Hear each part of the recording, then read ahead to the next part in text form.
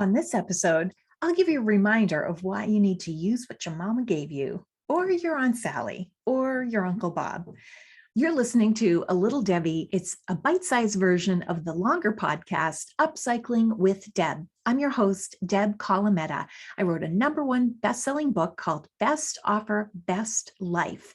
And you can get in touch with me and find out more information about the classes I offer, webinars or debinars, by going to my website, www.thedebsite.com. Before you run out and get a new serving spoon or a new serving platter for this holiday season or whatever, think about what you can repurpose that you might have forgotten about. How many parties do you really host where it's formal enough that you bring out a platter? Do you really need 15 different types of platters? Pare it down to only the most special one. Insist on using the most special one for you and your family. Be more like the professor in Gilligan's Island. He could take a coconut and upcycle it into a radio. Be like MacGyver if you prefer. Recycle and upcycle what you already have in your space to address an issue. I knew an amateur mechanic who shall remain anonymous, who used a can that was for V8 vegetable juice to patch a hole on his muffler. And then he joked with everyone and said he was driving a V8. He bought himself more time so that he could get an appointment with the best shop for the job and get a good price because he wasn't having an urgent emergency to get it fixed. So you don't have to go to that extreme, but think about what you can repurpose in your life.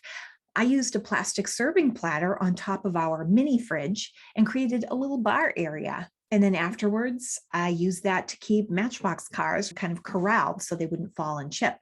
In an earlier episode, I talked about how I used a gorgeous crystal bowl to hold my bracelets instead of buying an expensive bracelet holder. Sure, that crystal bowl was meant for candy or mashed potatoes, but the reality is it held nothing but dust until the day I repurposed it. Another example, rather than spending $40 for a trendy trunk organizer, I used a plain box that I had gotten with a small appliance that I had purchased, and I put that in my trunk instead. I saved money and recycled the sturdy box. Nobody sees it anyway, so I saved myself $40 and I was able to do it that same afternoon. Remember to shop your parents' basement for platters instead of Amazon. See what they have, what's retro that could be trendy again. We have a huge window in the front of our home. And when we bought our house, we pretty much factored in that we would have to replace it at some point because it was original to the house and it had an imperfection right in the middle pane. So when a window replacement company came knocking on our door one crisp fall afternoon, we shocked him by inviting him inside and saying, sure, give us a quote. And then, of course, he shocked us with a price that was thousands and thousands of dollars, like around $10,000. Because of the size, it would need to be custom made, it anchored to the roof rafters, the vinyl siding would need to be replaced. So we just decided it wasn't in our budget at that point, and we pouted about this to my parents. We had to live with this horrid window imperfection. So my mother had a brilliant idea. Are you ready?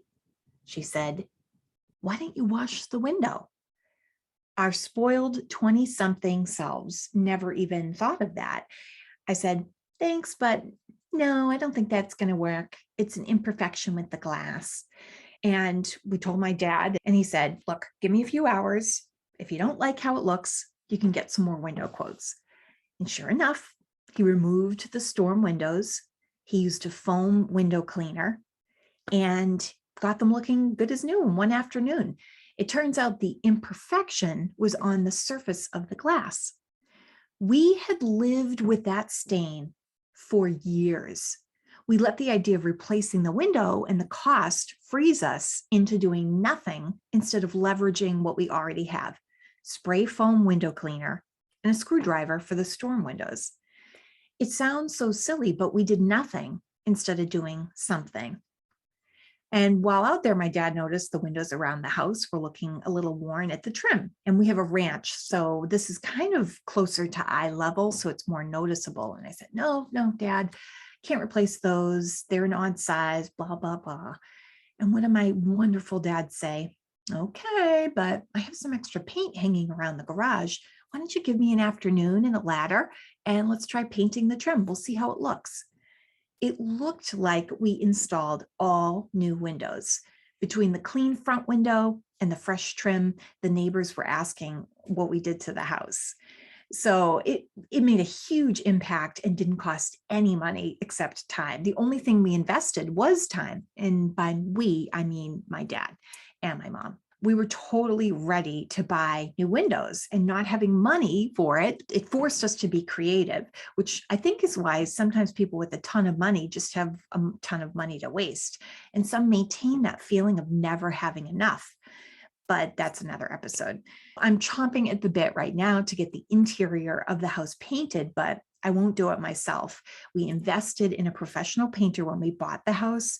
So while I want to change up the colors, it looks really neat where it counts.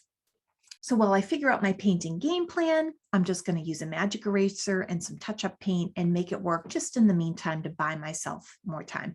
I'm not saying don't get a new platter, don't get a new window, but I'm just saying in the meantime, where life happens, don't suffer looking at the imperfections. Buy yourself more time. Make choices that give you more options. Use the tools that you already have.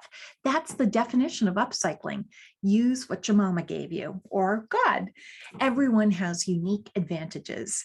Think of who is in your immediate circle of influence and see that as a gift from the universe to help you achieve your dreams. What do you already have that can achieve your goals without buying something new, without investing in something new?